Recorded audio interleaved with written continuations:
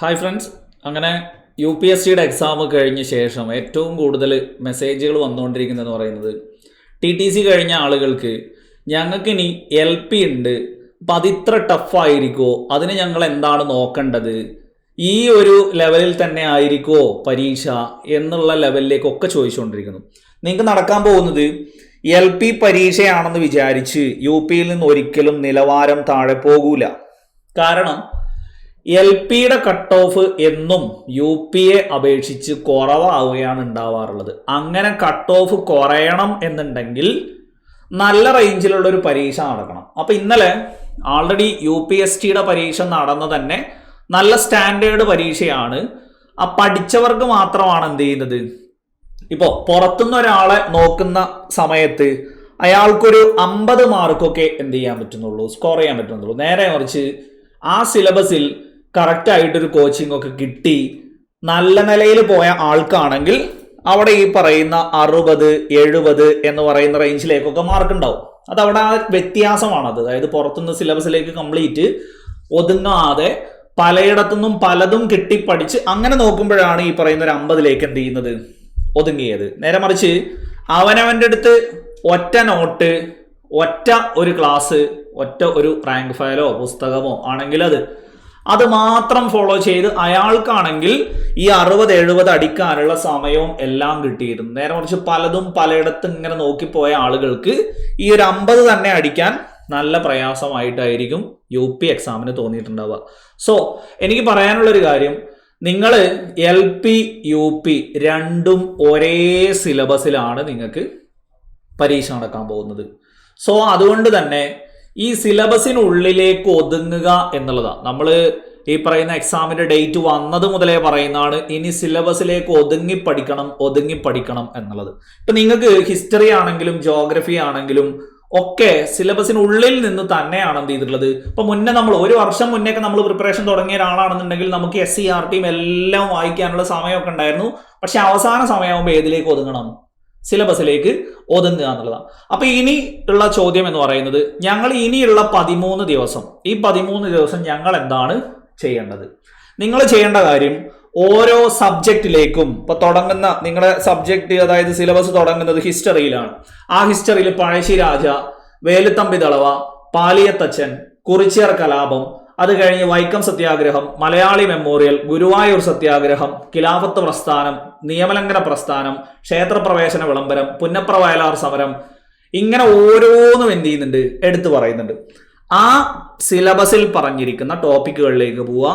അത് നിങ്ങളടുത്ത് നോട്ട് ഉള്ളതാണെങ്കിൽ അത് റിവൈസ് ചെയ്യുക, ഇല്ലാത്തതാണെങ്കിൽ ആ ഒരു ഏരിയ മാത്രം വേഗം പ്രിപ്പയർ ചെയ്ത് ഉണ്ടാക്കിയിട്ട് എന്ത് ചെയ്യുക, അതും കൂടെ കവർ ചെയ്യുക എന്നുള്ളതാണ്. കാരണം ഇന്നലെ ഈ പറഞ്ഞതെല്ലാം, അതായത് ഹിസ്റ്ററി ആണെങ്കിലും ജോഗ്രഫി ആണെങ്കിലും പൊളിറ്റി ആണെങ്കിലും എക്കണോമിക്സ് ആണെങ്കിലും ഒക്കെ ബേസിക് ആയിട്ടുള്ള കാര്യങ്ങൾ എന്ത് ചെയ്തിട്ടുള്ളൂ. അപ്പൊ ഇന്നലെ നിങ്ങൾ കണ്ടതാണ് എന്ത്, ഈ പുന്നപ്ര വയലാർ സമരവും അതേപോലെ തന്നെ മുഹമ്മദ് അബ്ദുറഹിമാൻ സാഹിബ്, വൈക്കം സത്യാഗ്രഹം, സുഭാഷ് ചന്ദ്രബോസ്, ഇതെല്ലാം ഗാന്ധിജീനെ സംബന്ധിച്ചാണെങ്കിൽ പോലും നമ്മൾ പഠിക്കുന്ന കാര്യങ്ങളെ മെയിൻ ആയിട്ട് എന്ത് ചെയ്തിട്ടുള്ളൂ, ആകെ ചോദിച്ചിട്ടുള്ളൂ. വല്ലാണ്ട് ഉള്ളിലേക്ക് എന്ത് ചെയ്തിട്ടില്ല, കടന്നു പോയിട്ടില്ല.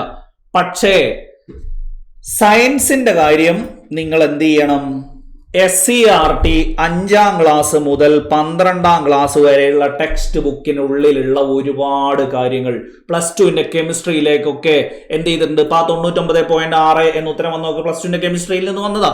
സോ ഈ +2ന്റെ ടെക്സ്റ്റ് ബുക്ക്, അപ്പൊ കുറെ ആൾക്കാർ മുന്നേ പറഞ്ഞുകൊണ്ടിരുന്ന ഒരു പറച്ചിലെന്ന് പറയുന്നത്, ഞങ്ങൾ LP പഠിപ്പിക്കാനല്ലേ, അപ്പൊ ഞങ്ങൾ +2 ഒന്നും നോക്കേണ്ട കാര്യമില്ല. അങ്ങനെയല്ല. നിങ്ങളുടെ LPയുടെ ആണെങ്കിലും UPയുടെ ആണെങ്കിലും നിങ്ങളുടെ ബേസിക് ക്വാളിഫിക്കേഷൻ +2 + TTC എന്നുള്ളതാണ്. അപ്പൊ ആ +2 നിലവാരത്തിൽ നിങ്ങൾ ആൾറെഡി പഠിച്ചു വന്ന യോഗ്യതയിൽ പരീക്ഷ എഴുതുമ്പോൾ ആ +2 ടെക്സ്റ്റ് ബുക്കിനെ കുറിച്ചിട്ട് നിങ്ങൾക്ക് അറിവുണ്ടായിരിക്കണം എന്നുള്ളതാണ് അവിടെ ബേസിക് ആയിട്ടുള്ള കാര്യം. അതുകൊണ്ട് നിർബന്ധമായിട്ടും എന്ത് ചെയ്യണം, +2 വരെയുള്ള ടെക്സ്റ്റ് ബുക്കുകളെ കുറിച്ചിട്ട് നല്ല ധാരണ ഉണ്ടാവണം. സയൻസ് ഇതേ റേഞ്ചിൽ തന്നെ ഇതുപോലെ തന്നെ എന്ത് ചെയ്യും, അവിടെ സ്റ്റാൻഡേർഡ് കീപ്പ് ചെയ്യും. സയൻസ് മാത്രമല്ല, നോർമലി LP UP പരീക്ഷകൾ നോക്കുമ്പോൾ നിങ്ങൾക്ക് എന്നും കാണുന്നതാണ് UPയുടെ കട്ട് ഓഫ് കൂടി നിൽക്കുന്നു. അത് BEdകാരും കൂടെ ഉള്ളത് ഒരു കാരണം. രണ്ടാമത്തെ ഒരു കാരണം എന്ന് പറയുന്നത് അവിടെ പോസ്റ്റുകൾ ഒന്നാമത് കുറവാണ്. പക്ഷേ LPയുടെ കട്ട് ഓഫ് എന്ത് ചെയ്യാറുണ്ട്, കുറഞ്ഞ് നിൽക്കാറുണ്ട്. അങ്ങനെ കുറയണം എന്നുണ്ടെങ്കിൽ ഈ ഒരു സ്റ്റാൻഡേർഡിനെക്കാളും ഒരു പടി ഉയർന്ന ഒരു സ്റ്റാൻഡേർഡിലുള്ള പരീക്ഷ തന്നെ ആയിരിക്കും എന്ത് ചെയ്യുക LP പ്രതീക്ഷിക്കേണ്ടത്. പക്ഷെ അത് നിങ്ങൾക്ക് അഡ്വാൻറ്റേജ് ആണ്. കഴിഞ്ഞ LP കയറിയ ആളുകളോട് നിങ്ങൾ ചോദിച്ചാൽ മതി, 50 മാർക്ക് കിട്ടിയപ്പോഴത്തേക്ക് അവർക്ക് പെട്ടെന്ന് നിയമനം നടന്നു, 60 മാർക്ക് കിട്ടിയപ്പോഴത്തേക്ക് പെട്ടെന്ന് നിയമനം നടന്നു. എന്നാൽ UP കാര്യത്തിലോ കഴിഞ്ഞ 64ഉം 65ഉം 68ഉം കിട്ടിയ ആളുകൾ ഇപ്പോഴും നിയമനം നടക്കാതെ എന്ത് ചെയ്യുന്നു, പുറത്തേക്ക് ഇരിക്കുന്നു. പക്ഷേ LPക്ക് 62 കിട്ടിയ ആളുകൾ ഇപ്പോ കയറിയിട്ട് 1 വർഷം സർവീസ് ആവുകയും ചെയ്തു. ഇതാണ് LPയുടെ മാറ്റം. സോ TTC കഴിഞ്ഞ ഉദ്യോഗാർത്ഥികൾക്ക് LP പരീക്ഷ എന്ന് പറയുന്നത് ഒരു സുവർണ അവസരം തന്നെയാണ്. ആ സുവർണ അവസരം ഈ 13 ദിവസം അതിനനുസരിച്ച് ഇന്നലെ പരീക്ഷ കണ്ടപ്പോൾ തന്നെ നിങ്ങൾക്ക് മനസ്സിലായിട്ടുണ്ടാവും, PSCക്ക് ഒരു റേഞ്ച് ഉണ്ട്. ആ റേഞ്ചിനനുസരിച്ചാണ് PSC എന്ത് ചെയ്യുന്നത്, PSC ചോദ്യങ്ങൾ ചോദിച്ചുകൊണ്ടിരിക്കുന്നത്. അതിൽ സ്റ്റേറ്റ്മെന്റ് ഉണ്ട്, മാച്ച് ദ ഫോളോയിങ് ഉണ്ട്, പഴയ പാറ്റേണിലുള്ള ചോദ്യങ്ങളുണ്ട്, എല്ലാം ഉണ്ട്. അപ്പൊ ആ ഒരു ലെവലിൽ തന്നെ നമ്മൾ എന്ത് ചെയ്യണം, ഇനിയും കാണണം. അപ്പോ ഹിസ്റ്ററി, ജോഗ്രഫി, പൊളിറ്റി, എക്കണോമിക്സ് ഇതൊക്കെ സിലബസിനുള്ളിലേക്ക് ഒതുങ്ങിക്കൊണ്ട് ആ ലെവലിലേക്കുള്ള റിവിഷൻ നടത്തുക. സയൻസ് സിലബസിനുള്ളിലേക്ക് ഒതുങ്ങിയിട്ട് SCRTയും കൂടെ ഉൾപ്പെടുത്തിയിട്ട് എന്ത് ചെയ്യുക, ഉൾപ്പെടുത്തിയിട്ട് പഠിക്കുക. ഇനി ഇംഗ്ലീഷിന്റെ മലയാളത്തിന്റെ കാര്യത്തിൽ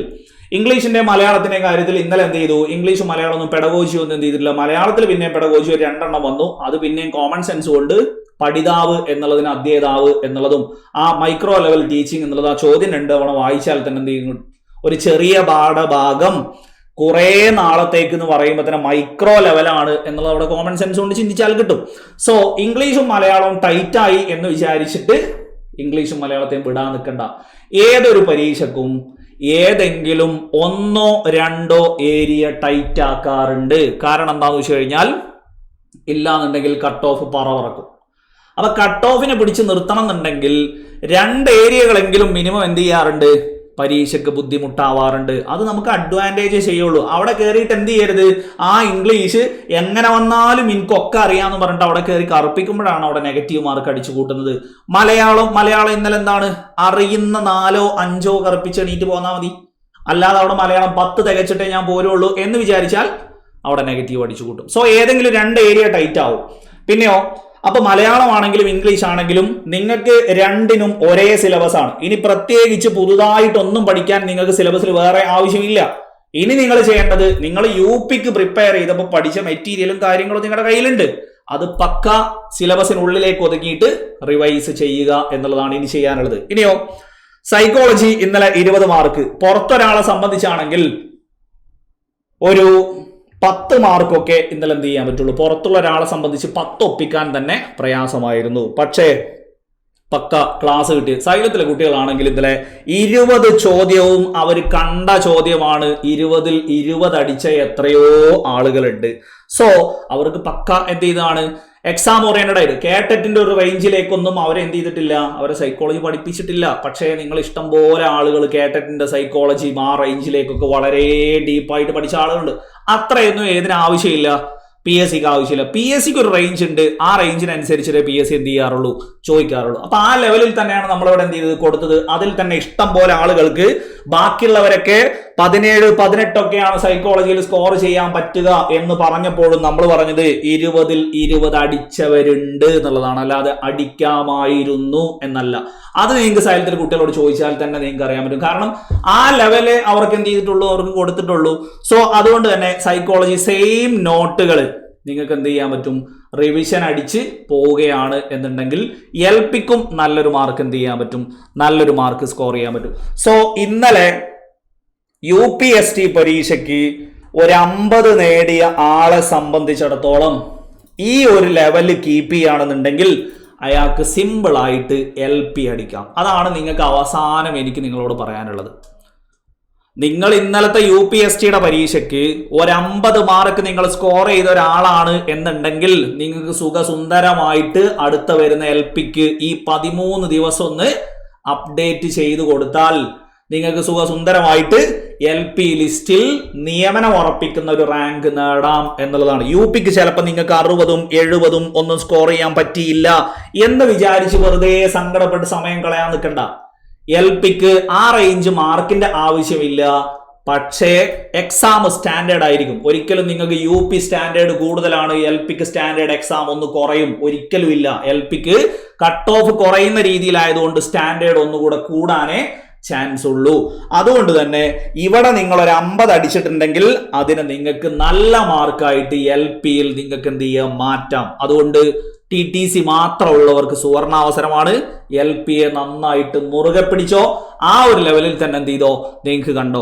ഇവിടെ സൈക്കോളജി മാത്രം അപ്ഡേറ്റ് ചെയ്യേണ്ടവർക്ക്, അതായത് ഇവിടെ 20ൽ 20 അടിക്കാൻ സഹായിച്ച സൈക്കോളജിയുടെ മാത്രം ക്ലാസ്സുകൾ ഇപ്പൊ നിങ്ങൾക്ക് എന്താണ് അവൈലബിൾ ആണ്. അപ്പൊ 13 ദിവസം വേണ്ടവർക്ക്, സൈക്കോളജി മാത്രം വേണ്ടവർക്ക് എന്ത് ചെയ്യാം, സൈക്കോളജി മാത്രം പർച്ചേസ് ചെയ്ത് കാണാവുന്നതാണ്.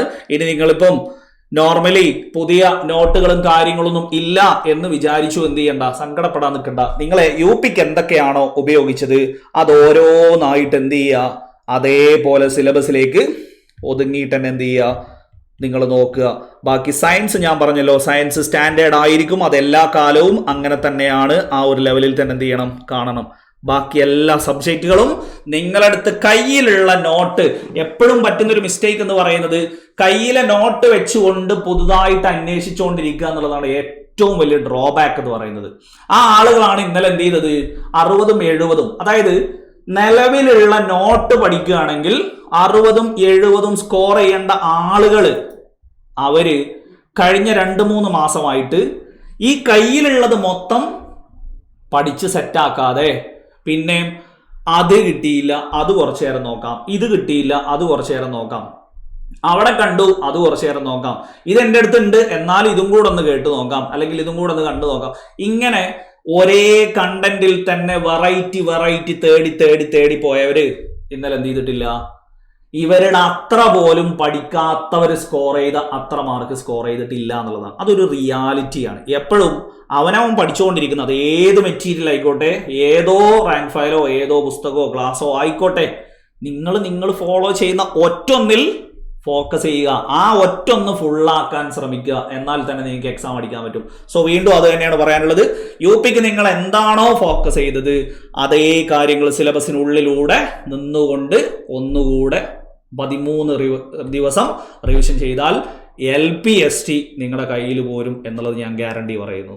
സോ അതാണ് നിങ്ങൾ എന്ത് ചെയ്യേണ്ടത്, ഇനിയുള്ള ദിവസങ്ങൾ ശ്രദ്ധിക്കേണ്ടത്. അപ്പോൾ നമുക്ക് വീണ്ടും കാണാം. താങ്ക്